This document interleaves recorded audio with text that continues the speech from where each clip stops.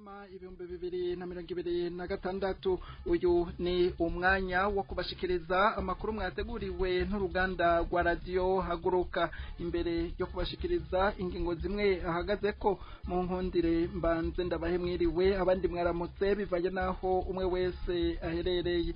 Dondo Dieu z'umutima nije ngire ndabashikirize fatikanije na Aubin Felix Rankunda ari mu buhinga bw'ivyuma. Imigambwe itanu iri mu yitavuga rumwe n'umugambwe CNDD FDD ishikiriza ko umugwi seni wananiwe no gutunganya amatora mu mwaka uheze wa 2025 isaba ko imbere yo kuvuga ivy'amatora ya 2027 hobanza kuba ibiganiro vy'ukuri bitegura amatora meza arimwo umuco. Hari umurundikazi Edisana Kirutimana wo muri komine Kabezi atabarizwa yagiye kurondera ubuzima muri Arabia Saudite ariko ashitseyo inyuma y'igihe gito yaciye akikwa n'amagara. Abamutabariza basaba leta gukurikirana ikibazo c'uwo murundikazi nk'uko yemeye ko izokurikirana ibibazo bishikira abarundi bagiye mu mahanga kurondera ubuzima. Hari n'ayandi inkuru imwe ukwayo ni mukanya ariko mu mpera murakurikirana ikiganiro iganuke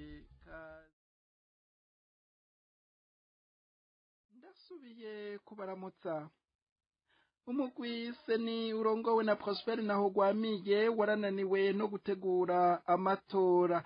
Vyabonekeye mu matora yo mu mwaka uheze wa 2025 bishikirizwa n'imigambwe itanu iri mu yitavuga rumwe na leta y'u Burundi yemewe n'ubutegetsi bwa CNDD FDD. Biri mu itangazo iyo migambwe yashize ahabona kuri uyu wa 8 Rusama 2026 aho umugwi seni nawo waruramutse ugirana inama n'abegwa n'amatora aho washikirije aho imyiteguro y'itora ry'umukuru w'igihugu igeze unerekana ikirangamisi c'ayo matora.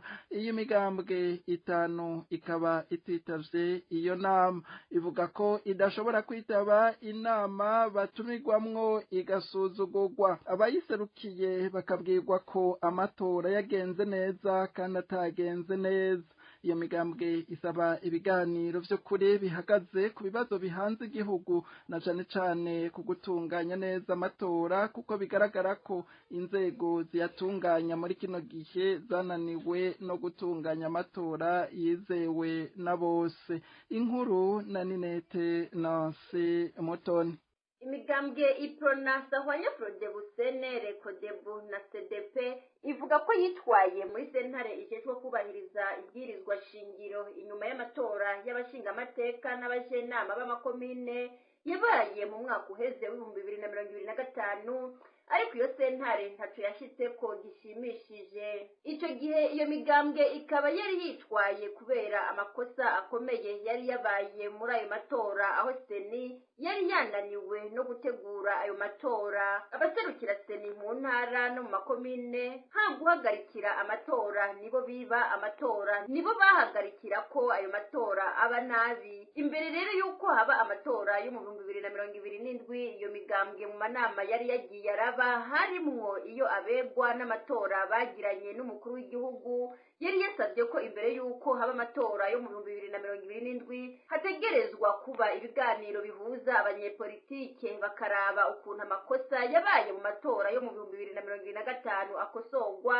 bakuremwo ivyigwa vyotuma ayo makosa adasubira. Umugwiseni wagirizwa ko atacushoboye ntiwoca uko umutegura amatora nk'uko umengo mu 2025 nta cabaye. Nico gituma iyo migambwe ibandanya gusaba umukuru w'igihugu nta kwihutira kuja mu nyigisho z'amatora nk'uko umenga nta cabaye habanze habe ibiganiro. Kurikira Olivier Nkurunziza arongoye umugambwe Iprona. Murazi yuko cane cane ko inyuma y'amatora y'abashinga amateka n'abajenama b'amakomine yabaye mu 2025 iyi migambwe yateye igikumu kuri rino tangazo ariyo umugambwe w'abadasigana Iprona, umugambwe Sahwanya Frodebu, umugambwe CNL, umugambwe kodebu n'umugambwe CDP n'imigambwe yitwaye ikitwara cyane cyane muri sentare y'ibwirizwa shingiro nayo nyene atacu yashitseko. Ico gihe rero cyose twari twagiye mu manama atandukanye turavuga turatanga n'inzandiko zerekana amakosa akomeye yabaye mu matora y'abashinga amateka n'abajenama. Rero muri ico gihe twarabonye yuko umugwiseni vyawunaniye gutegura amatora, ko umugwiseni vyawunaniye cyane cyane bamwe mu migwi y'amatora mu mabiro y'amatora, abajejwe amatora mu ntara n'amakomine bavyigengejemwo nabi, aho kuba bahagarikizi nibo biba amatora, nibo bonona amatora, nibo bahagarikira ko amatora aba nabi. Twarerekanye ubunenge bwinshi cyane, nico gituma kubera ivyo mu binama twaragiranye n'umukuru w'igihugu twari twaravuze yuko imbere yuko tuja amatora y'ibihumbi 2027 ko hotegerezwa kuba ibiganiro bihuza abanyepolitike, tukaraba cane cane ukuntu amatora yagenze mu bihumbi 2025 amakosa yabaye kugira ngo akosogwe, tukakuramo ivyigwa vyotuma ivyo bintu bidasubira. Ubu rero umugwiseni ucutangura gutegura amatora nkuko umenga nta cabaye, kandi uwo mugwi tuwagiriza yuko tubona ko atacushoboye. Nico gituma rero dusaba ibiganiro kugira turabe mu byo tuganira, turabe ko uwo mugwi kwibishoboye. Twebwe tuwagiriza ko utabishoboye, turabe mbere inzego zizoja mu makomine zayo z'iyo migwi ko zibishobora. Yego nico gituma umugambwe w'abadasigana niyo migambwe tubona yuko vy'ukuri dusaba nyene cyubahiro umukuru w'igihugu ko nyabuna aho kwihutira kubandanya tujamwayo ngo inyigisho z'amatora n'ibindi nkuko umenga nacabaye hobanza hakaba ivyo biganiro. Iyo migambwe yasohoye itangazo yari imaze kwandikira umukuru w'igihugu imusaba ivyo biganiro. Uyu munsi iyo migambwe ntiyitavye inama yatumiwemwo n'umugwiseni urongowe na Prosper Ntawugwamiye, kuko uba wateguye umugwi w'abantu witwa wa societe civile kugira utukagure abanyamigambwe bashikiriza ko amatora yagenze nabi. Amanama nk'ayo iyo migambwe ivuga ko idashobora kuyitaba gushika igihe izoba itumiwe mu nama zikenewe zirimo urupfasoni n'ubuntu zitegura amatora ameze neza arimwo umuco, zikavugirwamo n'ibindi bibazo bihanze igihugu. Subire mukurikire Olivier Nkurunziza arongoye umugambwe Iprona avuga ku izina ry'imigambwe yateye umukono kuri iryo tangazo mwumvise. Itariki 4 z'ukwezi kwa kane itariki 23 iyi migambwe yasize umukono kuri rino tangazo, yarandikiye umukuru w'igihugu imusaba ivyo biganiro, inamusaba ko vy'ukuri bo kwicara tukaganira kw'ivyo bibazo bikomakomeye by'ukuntu abantu bo kwidegenja bariko baraja mu matora, iterabwoba mu matora rigahagarara, ivyo twabonye vyose bikaba. Ivyo rero ntibiraba, nico gituma tutitavye rero no munsi umugwiseni aho waza gutangaza utanga ikirangamwanya kizoba c'amatora tutaganiriyeko, tutazi birimwo, cyane cyane baca bahamagara umugwi w'abantu muyoro wa societe civile iringaha n'abandi kugira gusa abo bantu atakindi kibazanye kugira ngo imigambwe niyashikiriza ivyimviro vyayo ayo masosiyete civile acayisimbira ko ayituke ayisuzugura avuge ko ivyo amatora agenda neza. Mwene izo nama ntidushobora kuzitaba, nico gituma hategerezwa kuba inama ziraba abanyapolitike na cyane cyane aritwe tuja mu matora canke abigenga, atari abo bantu bavuga ngo n'abaobservateri bitoreye bari ngaho. Nico gituma dusaba ko tunavuga ko inama zose zizoba zikenewe zisaba ko haba amatora ari mu muco ameze neza, ziri mu rupfasoni n'ubuntu, izo tuzozitaba. Ariko izo nama zaseni zo gutuma ko abantu batukana no kwandagazanya ntizumvize n'ibibazo kandi nituyagiriza ko itagishoboye, izo ntitushobora kuzitaba. Nico gituma rero twashizitangaza abona nyabona dusaba ivyo biganiro vyerekeye gutunganya neza amatora n'ivy'igihugu, cane cane biraba inzego ziraba amatora mu Burundi. Tubona kuno munsi zizagishoboye gutunganya amatora yizewe na bose. hagati aho igenekerezo rya gatatu ukwezi kwa gatanu 2027 niyo tariki y'amatora y'umukuru w'igihugu vyashikirijwe n'uburongoye umugwi Seni Prosper Ntahogwamiye mu nama yo kurabira hamwe aho igikorwa co gutunganya amatora yimirije kigeze. Kuri iryo genekerezo amatora ngo azotangura igihe c'isaha 12 z'igitondo gushika igihe c'isaha 9 z'umurango. Uwuzoba yatsinze amatora y'umukuru w'igihugu ku majwi arenga 50% akazoca arahirira amabanga yo kurongora igihugu mu kiringo c'imyaka 7 kw'igenekerezo rya 18 ruheshi uyo mwaka nyene wa 2027. Bamwe n'abandi bakaba babona ko akamo k'abanyamigambwe itavuga rumwe na CNDD FDD kadashobora kumvigwa kuko umugambwe uri ku butegetsi CNDD FDD usanzwe waramenyesheje ko uzokora ivyo ushaka utumvirije abo wita ko ari abatozi. Kubwabo abarundi ngo nibaba bashaka gukira ngo nibafatane mu nda bahaguruke biyamirize inkinamico ngo n'amatora ategurwa kw'izina ry'abarundi. Umwe mu banyagihugu avuga ko kumva umukuru w'igihugu avuga ko Yezu yahinduye umwana w'umuntu ingurube ari kurogota ku Mana. Kubwiwe umuntu ni ikiremwa gifise agaciro kurusha ibindi bikoko. Kumva ko Yezu yogaruka agatesha agaciro umuntu akamuhindura ingurube ngo ni ikimenyetso c'uko umukuru w'igihugu yabivuze Imana itazobandanya imwihanganira. Amahoro mwese abakozi bose mukorera kuri radio Haguruka. Jewe nariko ndumviriza amakuru na cane iyi nkuru perezida yavuze. Nukuri nagira ndababwira ikintu kimwe. Nivyo aravuga yarakoze byinshi, arakora amabwa atandukanye. Imana irihangana. Ijambo ry'Imana riravuga ngo uzorogotwa ku mwana w'umuntu wazoharigwa. Ngo mugabo uzorogota ku Mana ngo ntazokwigera aharigwa. Ageze ku rwego yuko Yesu ariwe yahinduye umuntu ingurube, kandi Yesu yakuye abadayimoni bari mu muntu abaja mu ngurube kubera urukundo Yesu akunda umwana w'umuntu. Nico catumye ico gihe nibaza ko mwese musanzwe musoma Bibiliya, turabona ahantu umuntu yaragwaye abadayimoni.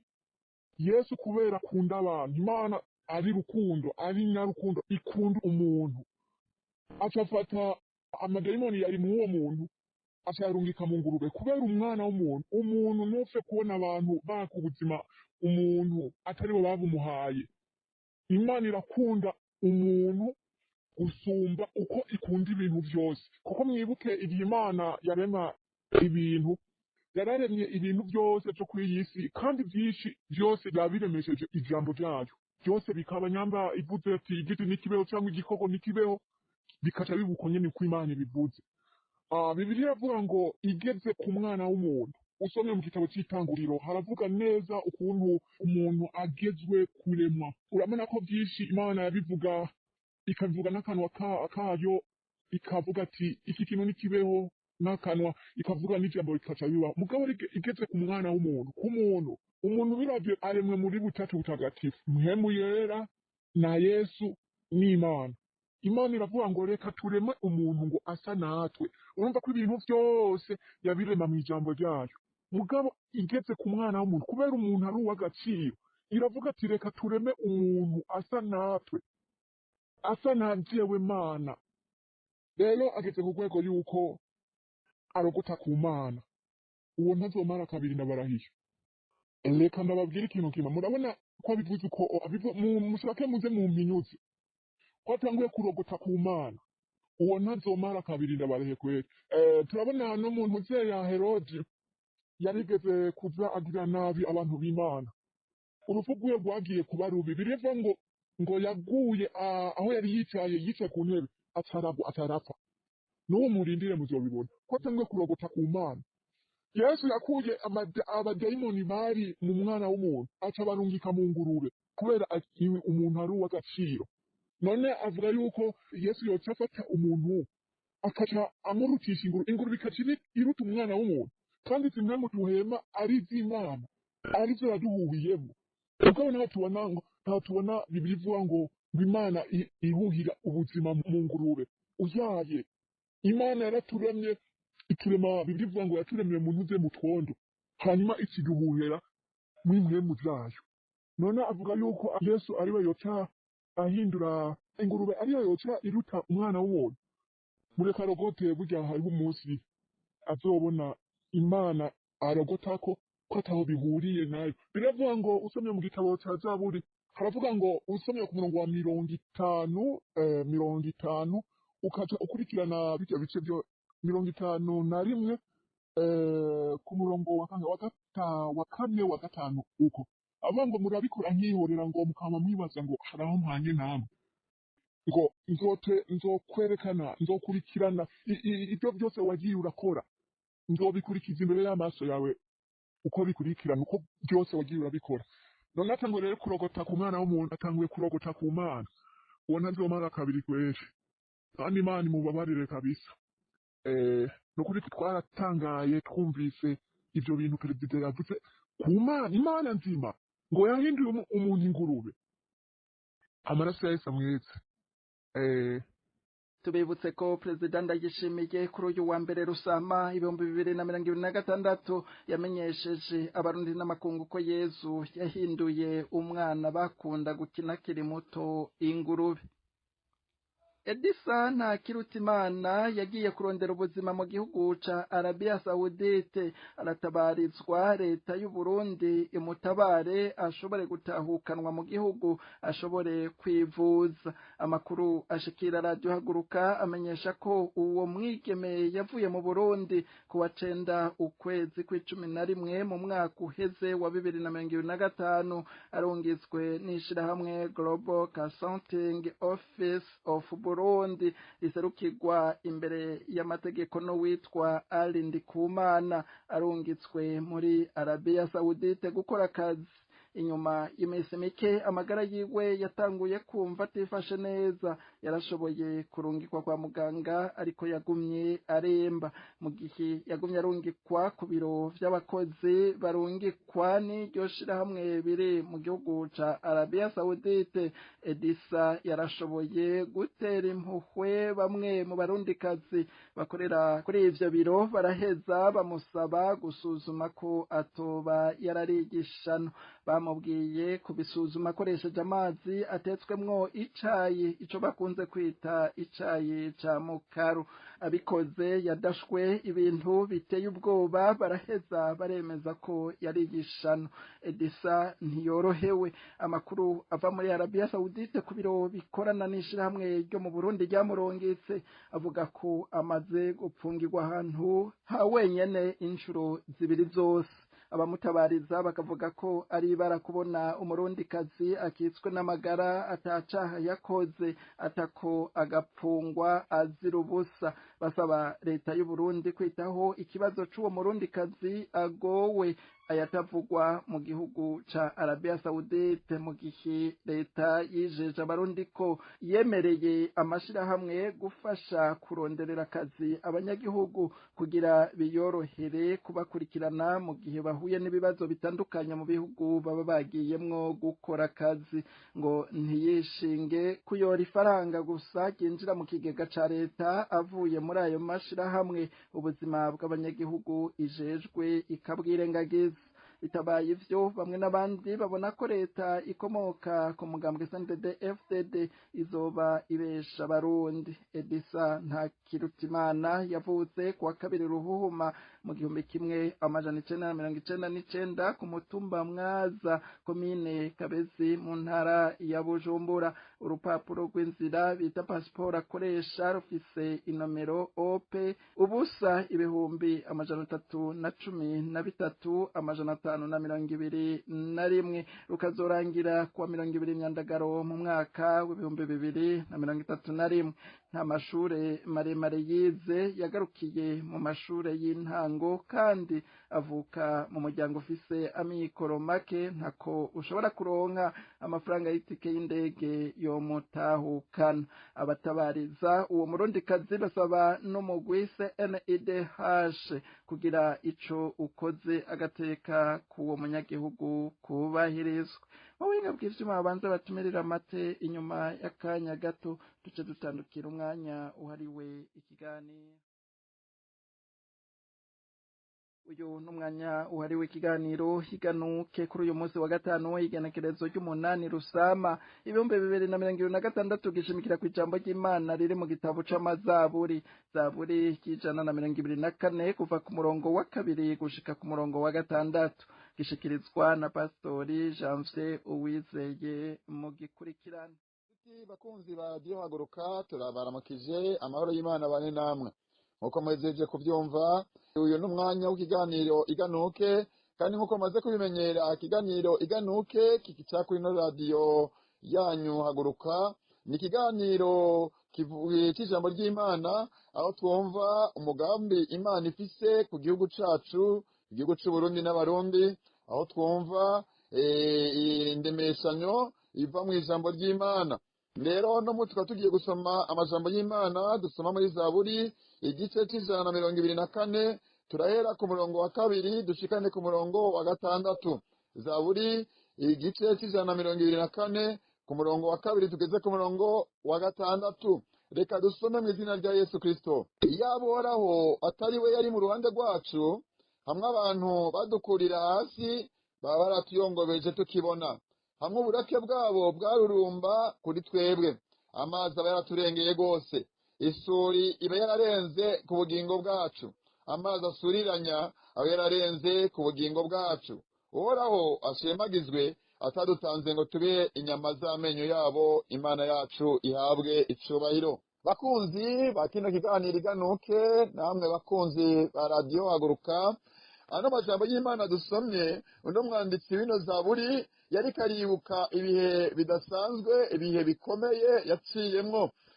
Niho yari karavuga ati iyabo atari we yabaye mu ruhande rwacu, ati hamwe abantu badukurira hasi. Hari igihe umuntu yibuka ibihe bidasanzwe, ibihe bikomeye, ibihe by'agatotezo yaciyemwo, agaca yibuka ati ni Imana yahankuye. Imana tutabare cyane. Uno munsi hari abantu banyurujwe ariko Imana igaca inzira bakarekugwa. Uno munsi hari abantu bari abo kwicwa ariko bagatabarizwa n'amashirahamwe ataho yegamiye, nibo bacishwe bakaronka amahirwe yo gushikira inzego z'ubucamanza, nabo baba baraciriza ngondagonde bagapfungwa uw'akarenganyo ariko ntibishwe. Imana itabare cyane. Uno munsi abantu bariko baratwumviriza muri mu busho butandukanye, ndazi ko hari abantu uno munsi mushima Imana kuba mwaragejejwe mu busho, kuko mwari muri hari aho kwicirwa, umugambi wari uhari wari wo kubica. Imana itabare cyane. Uno munsi Imana ishimwe ko itabatanze ngo mu binyama zabo, ngo Imana ntibitabatanze ngo mu binyama z'amenyo y'abagizi ba nabi. Imana itabare cyane. Uno munsi hariho abantu baraba kunyuruzwa ariko bakaronka ingene Imana ibacira inzira bagahunga. Imana itabare cyane. Uno munsi yemwe abantu biko baratwumviriza muri mu buhungiro, muri mu makamba atandukanye y'impunzi, n'ubwo ibibazo bikomeye, ariko muribuka ko Imana yabaciriye inzira mukaronka aho muca mukakiza amagara. Imana itabare cyane. Rero cyagihe iyo Imana atari yo kuba yabaciriye inzira, cyagihe bitari byoroshe, cyagihe wasanga wugarijwe, cyagihe aho waca hose wagenda ukurikiranwa n'abakobabwira nabi, ni Imana yahabaye, ni Imana guciriye inzira. Uno munsi rero nturabe ibibazo urimwo, ahubwo twibuke ingene Imana yaciye inzira, uno munsi ukaba ukiriho. Imana itabare cyane, kuko iyo imana idacinzira ntibiba bimeze gutyo. uno munsi abakoma kugira nabi bariho, kandi umugambi wari uhari wari wo kukuzimanganiriza ubuzima. Imana utabare cyane. uno munsi hariho muri sosiyete sivile bari umugambi wari uhari wari wo kubica, ariko imana yashoboye kubacira akayira. uno munsi muriho, nubwo mwaba mutari mu gihugu cyanyu, ariko durashima imana ko mukiriho. imana utabare cyane. burya hagupfa wozanzama. abarundi baravuze ngo ikimuga gisumba imva. hari n'abasinzikarijwe ubuzima, hari n'abavunaguwe, hari n'ababorejwe igufa, ariko imana ishime ko mutapfuye, ko imana itabaretse, imana itaturetse. imana yacu yagwa icubahiro. niba umwanditsi Zaburi yavuze rero ngo iyabohoraho atari we yari mu ruhande rwacu, hamwe abantu badukurira hasi. yemwe barundi muravyibuka ahandi bari bakuye hasi, hamwe bavuga ngo uno munsi turahongora injavyi, uno munsi biragenda ukunuku, hamwe bakwita amazina atandukanye, hamwe byari bimeze kwa kundi. yemwe barundi, utibutse yavuye namenye yaja, hamwe byari bimeze kwa kundi. iyo uhora atari wari mu ruhande rwacu, imana yanke gutanga mu maboko yamenye abagizi ba nabi. uno munsi ntubukiriho, cagihe wari kuba wapfuye. wibuke ingene imana guciriye inzira. imana utabare cyane. yemwe bantu bari mu buhungiro, mwibuke n'imana yabaciriye inzira. uno munsi ntibari ivyo, uno munsi nimba zanyu ziba zarameze kubera ko ivyatsi. yemwe bantu bari mu masite de deplace, namwe ntibari ivyo. iyo imana itabarokora, iyo imana itabagirira neza, iyo imana itabazigama, uno munsi rero ntidukwiye kuraba ibibazo turimo gusa. nagira ndababwire yemwe barundi kazi, muriko muratwumviriza, muriko murumviriza kino kiganiro, ntidukwiye kuraba ibibazo turimo gusa, ahubwo twibuke n'ingane imana dutabaye. uno munsi kiba igihe cyacu cyo gushima. twibuke iyo imana yadukuye, twibuke ingene imana yaturokoye. uno munsi nimubabazwe, no muzavuga n'abandi mu bibazo bitandukanye. yemwe bari mu busho, nimwibuke, ntimurabe gusa agasho murimwo, ahubwo mwibuke imana yabakuye muri za documentation, ikabacira akayira ntimwicwe. hari abo mwari kumwe bishwe, hari abo mwari kumwe atabonye ubatabariza, maze bakanyuruzwa bakicwa, ariko wewe nubwo byari bimeze gutyo warashoboye gushika muri ako gasho. ndakwinginze, nubwo muri ivyo bibazo urimwo bidasanzwe, dufashanye gushima imana. Paulo na Sila bari mw'ibohero, ariko barashima imana, bararirimbira imana, bakiririmba inzugi z'ibohero ziriyugurura, bakiririmba batazira imana, iminyororo ibaboshira bohoka. natwe barundi kazi, tutitaye ku bibazo turimwo, ahubwo twibuke aho imana yadukuye. yemwe bantu bari mu bihugu bitandukanye, abari mu buhungiro, ibibazo ni vyinshi, murugarijwe n'ibibazo, ariko tutitaye ku bibazo murimwo, nyabuna dushima imana, kugira ngo ya mana yacinzira hatagira inzira, ya mana yatuma ibohero ryiyugura kuri Paulo na Sila. uno munsi nitwibuka ibyiza yadukoreye, izokora n'ibindi. iyakoze bya bindi, izokora n'ibindi. iyaduciye inzira, izoca n'iyindi. imbana yacu ihabwa icubahiro. iyakuzigamye uno munsi niwe barapfuye, izokongera kugirira neza. umuririmbyi aravuga neza ngo izongera itugirire neza. ndababwiye ngo imana izongera kutugirira neza. barundi kazi, imana izongera kutugirira neza. nubwo twugarijwe n'ibibazo bitandukanye, ariko imana irahari, izongera kutugirira neza, kuko ntiyembe kudutanga ngo tubamenyo y'inkozi z'ibibi. imana yacu yagwa icubahiro. reka twongere dusubire dusome uno ino Zaburi. biyabohora hatari we yari mu ruhande rwacu, hamwe abantu badukurira hasi, baba baratuyongobeje tukibona, hamwe uburake bwabo bwagururumba kuri twebwe. amazi aba yaraturengeye rwose, isuri iba yararenze ku bugingo bwacu, amazi asuriranye aba yararenze ku bugingo bwacu. uhora ashimagizwe, azadutanze ngo tube inyama zabo. imana yacu yagwa icubahiro. barundi kazi, umwe wese ahari, reka dufatanye rino jambo, tuvuge ngo uhora hashimagizwe, atadutanze ngo tube inyama zamenyo y'abansi bacu. mana warakoze kutadutanze ngo tube inyama zamenyo y'abansi bacu. mana warakoze kutadutanze mu maboko y'abicanyi. mana warakoze kutadutanze mu maboko y'abagizi ba nabi. nubwo ibibazo bihari, nubwo ibibazo biyugarije, ariko mana we wakoze biriya, ukaturindira ubugingo, ukaturindira ubuzima. ntudutange udutange mu maboko y'abicanyi n'ubu uracari imana uracashoboye kutugirira neza uracashoboye mu izina rya Yesu Kristo reka dusenge imana yemwe mbana muriko batwumviriza umwe wese ahari wibuka aho imana yagukuye wibuka ingana imana yaguciriye inzira hanyuma dufashanya dusenge dushimagize uhoraho imana yacu yagucubahiro abanyisirayeli bahejeje kwambuka ikiyaga gitukura ngo bageze hakurya ngo Miriyamu acafata agashaho k'ingoma aravuga ngo ndaririmbira uhoraho kuko ari n'intsinzi y'agahebuza kuko ifarasi n'uyigenderako abinuze mu kiyaga natwe uno munsi reka turirimbire uhoraho kuko ari n'intsinzi y'agahebuza yamana gucira inzira ukaronka aho unyiciro kwanyurura ugakiza ubuzima yamana kurinda ukaronka ingene urokora ubuzima yamana kurinda ukaba uno munsi nawe upfunzwe ukaba utapfuye reka tuyirimire udufashanye twese nk'abarundi n'abarundikazi tuvuga ngo mana warakoze nubwo ibihe bimeze gutyo warakoze kudadutanze ngo tube inyama z'amenyo y'abansi bacu data turagushimiye mu izina rya Yesu Kristo warakoze atugiriye neza waratuzigamye nubwo ibihe byari bikomeye nubwo abansi bari bamerereje nubwo abicanyi bari benshi mana waratuzigamye ntiwadutanze mu maboko y'abicanyi ntiwadutanze ngo tube inyama z'amenyo y'abansi bacu waratuzigamye uraturinda nk'uko wari turinze rero mana ukarinda uburundi n'abarundi nubwo ibibazo bikihari icyo tuzi nuko icyatumye turinda kwari uko watubikiye kutugirira neza n'ubu mana yo mwijuru turacyakurindiriye nk'imana kandi turacyakwizeye nk'imana uzongera utugirire neza mu izina rya Yesu Kristo amen. Mwebwe mwese mwarimo duteza abiri ndabashimiye aha niho hagarukiye amakuru n'ikiganiro mwateguriwe ndakengurukiye n'ababibateguriye bose bakongera bagafasha kugira bibashikire harimwo uwuri mu buhinga bw'ivyuma imana ibandanye kubazigama ndabike banuye naho mu makuru yacu azokurikira.